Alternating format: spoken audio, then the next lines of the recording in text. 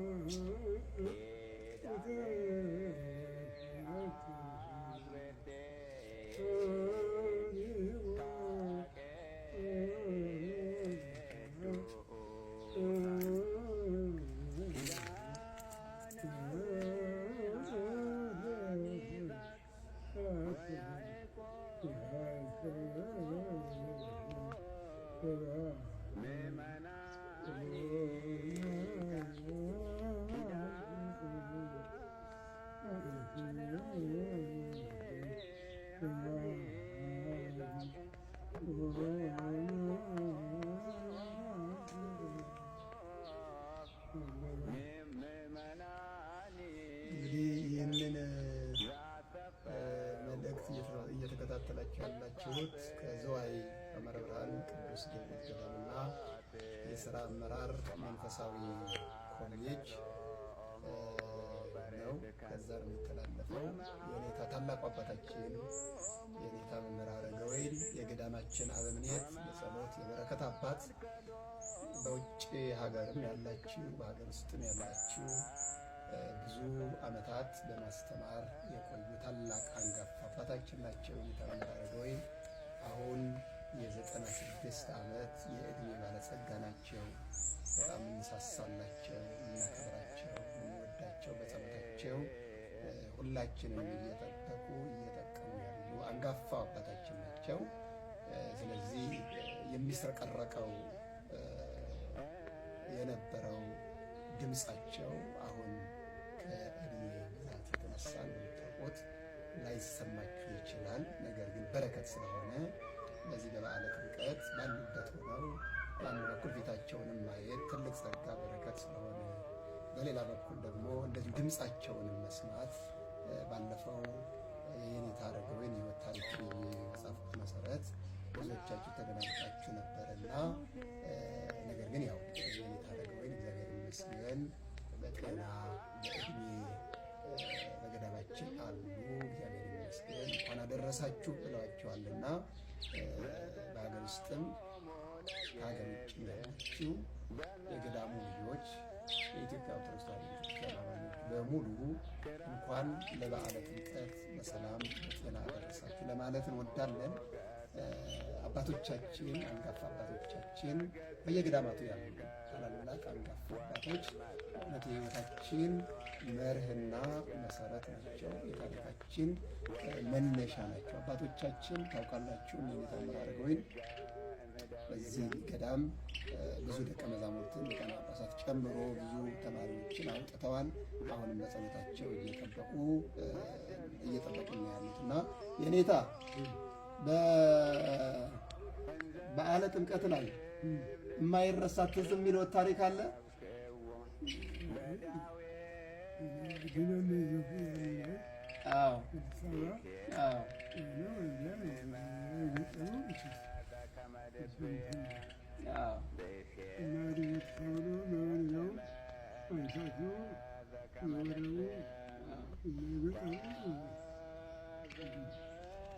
አዎ በዓለ ጥምቀት አሁን በገጠርና በከተማ ያለው ድባብ በጣም የተለየ ነው። የገጠሩ ሆይ ያለ ወጣቱ ዱላውን ይዞ ምን ይዞ ሴቶች ደግሞ ያላቸውን ቀሚስ ለብሰው ለጥምቀት ያልሆነ ቀሚስ ይበጣጠስ ይባላል እና ሁሉም እንደየባህሉ ለብሶ ይወጣል።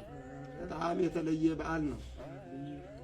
አሁን ደግሞ እንደ መንግስት ደግሞ ዓለም አቀፍ በዓል ሆነዋል። ዩኔስኮ የሚባል የታሪክ መዝገብ አለ ለሚያውቁት ተመዝግበዋል።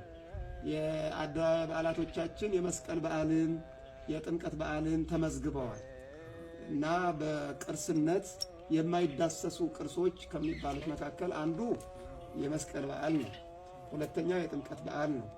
ስለዚህ በልዩ መንፈሳዊ ስነ ስርዓት ቤተክርስቲያኒቱ የምታከብረው በዓል ስለሆነ እጅግ የሚያስደስት የምንደሰትበት በረከት የምናገኝበት በዓል ስለሆነ ናው በዚህ ዕለት የኔትዬ እርስዎ ወደ ጥምቀተ ባህሩ ወርደው ባርከው ልጆቹን ቃለ ምዕዳን ሰጥተው አስተምረው መምጣት ባይችሉም ባሉበት ሆነው ልጆቹን እንኳን አደረሳችሁ እንዲሉ ብለን ነው። አሜን። የኔትዬ እርስዎንም በእድሜ በጤና ይጠብቅልን። ውጭ ሀገርም ያሉት ሀገር ውስጥም ያሉት ልጆቹ አንዳንድ ጽሁፎች ስለምንጽፍ ደህና ናቸው ወይ ጤናቸውን ምን እናግዝ ምን እንርዳ እያሉ ነው። እርስዎ በጸሎቱ ባሉበት ቦታ እያገዙ ስለሆነ የኔትዬ ከዓመት ዓመት ይቆዩልን ነው የምንለው። አዎ አዎ። አባት ሳለ አጊጥ ነው የሚባለው። ፀሐይ ሳለ ጀንበር ሳለ ሩጥ ይባላል እና አባቶቻችን ጌጦቻችን ስለሆናቸው በተለይ ኔትዬ ደግሞ ለገዳሙ ጌጥ ነው፣ ለሁላችንም የሕይወታችን መሰረት ነውና አባት ሲኖር ታሪክ ይጠየቃል። አባት ሲኖር ትምህርት ይጠየቃል። አባት ሲኖር የወጣቶች ሕይወት ይቃናል። አሁን ደግሞ አባት የሚሰማ ትውልድ እየጠፋ ነው። አባት የሚሰማ ትውልድ እየጠፋ ነው። አጽንኦ በዓቱም እየጠፋ ነው። ስለዚህ ብዙ የምንማራቸው ብዙ የምንወስዳቸው ነገሮች ስላሉ ከዚህ አንጻር ልጆቹ በዚህ ቪዲዮ ሰውን ሲያዩ ደስ ይላቸዋል። ሰው ይናፍቀናል ይል የለ እርሶ ሰው ይናፍቀናል ይላሉ። እርሶን ደግሞ ውጭ ያሉት ደግሞ እርሶን ይናፍቃሉ። የኔትዬም ማለት ነው። አዎ የበለጠ